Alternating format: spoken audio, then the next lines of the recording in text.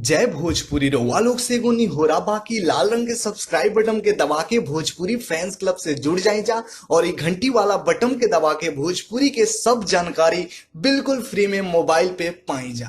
परिणाम भोजपुरिया जहान हम पंडित अनिकेत तिवारी आप लोग के स्वागत कर रहा बानी आप लोग के भाषा वाला आप लोग के favourite channel Bhojpuri fans club में।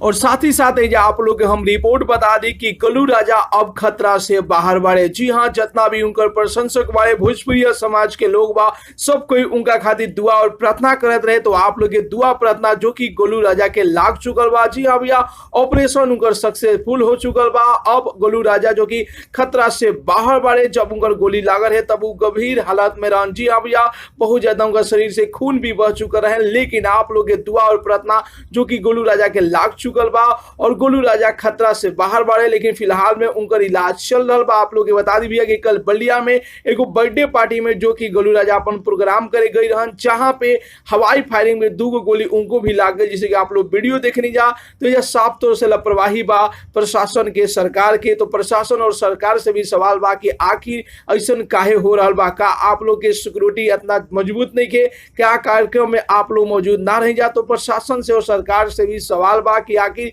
काहे दिन प्रतिदिन ऐसा घटना बढ़त चल रहा बा। काहे कि भैया आप लोग भी देख ले बन जा कि शादी ब्याह में लोग गोली बंदूक लेके जाला, ओकरे के अपन बड़ा शान माने लगे। हम गोली बंदूक लेके आइल बानी, फायरिंग करत आनी, लेकिन इहे जो कि शान जो कि केहू के खुशी माहौल के शोक में बदल देवेला। पिछले साल भी आप लोग वीडियो देख ले रही जा कि 2 नचनियन के गोली लागल है, जहाँ पे तो एन मौका पर ही मौत हो चुका है।